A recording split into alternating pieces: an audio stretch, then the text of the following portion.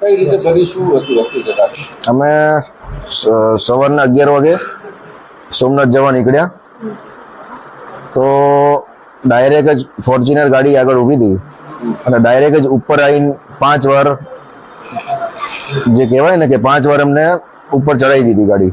પછી એમાંથી 15 પાછળ ગાડી હતી ક્રેટા, બંને ગાડી બ્લેક ફિલ્મ હતી, નંબર પ્લેટ હતી નહીં અને બે ગાડીમાંથી લગભગ 15 થી ઓછા મતલબ 12 થી 13 જણા ગાડીમાંથી ધોકા લઈને બધા નીકળ્યા અને જે ધોકા હતા એ લોખંડના હતા અને જે કાચ આખી ગાડીના કાચ બાજ મારા બધા ફોડી નાખ્યા. પછી મને બહાર કાઢ્યો, મને કીધું બહાર નીકળ અશબ્દ બધા બોલીને અને મને રિવોલ્વર બતાવી કે આ તારી હાટું 2 નંબરની રિવોલ્વર લાવ્યા છું, તને પાડી દેવાનો છું એમ કરીને મને 4-5 પગમાં જે ધોકા મારે એમાં ફ્રેક્ચર થયું છે અને હાથમાં ફ્રેક્ચર થયું છે.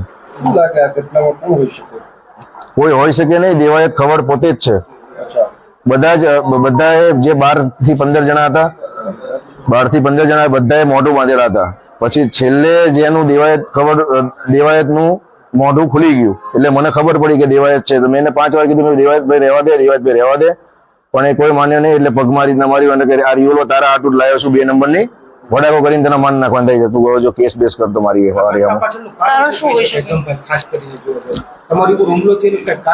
હુમલોમાં એવું હતું કે કાલે હું ભાવનગર હતો, ભાવનગર થી ગીર જવા નીકળ્યો હતો તો મને ઇન્સ્ટાગ્રામમાં મેસેજ આવ્યો હતો કોઈ બીજા કોઈનો કે તું અમારા આ એરિયામાં ના, સોરી એવો મેસેજ હતો, મેં સ્ક્રીનશોટ પાડેલો છે કે શું હતું હું તમને જોઈને કહું. હવે એમને ટૂંકમાં અમારા ગામમાં જે મારા દાદાનો જે પ્રોગ્રામ રાખેલો હતો એમાં એ નતા આવેલ તો અમે એને એ વખતે 8 લાખ રૂપિયા આપીને બોલાયેલા હતા. એ તો મીડિયામાં બધાને ખબર જ છે.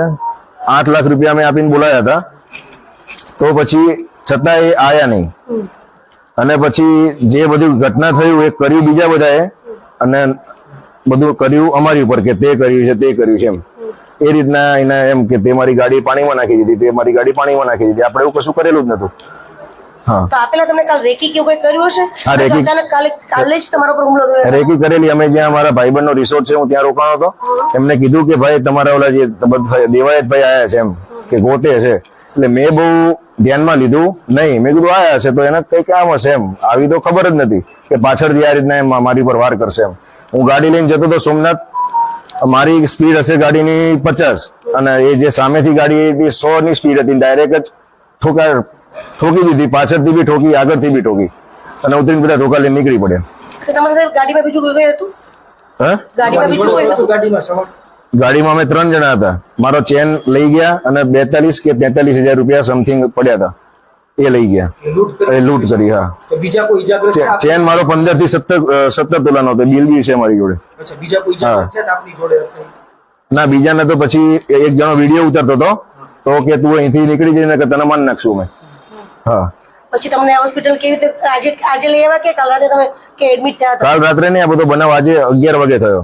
પછી અમે ગીર ગયા, ત્યાં આગળ કોઈ દવાખાનું હતું નહીં એટલે પછી અમે અહીંયા દાખલ થયા. ફરિયાદ કરી છે? હા, ફરિયાદ કરી છે ને. ઓકે.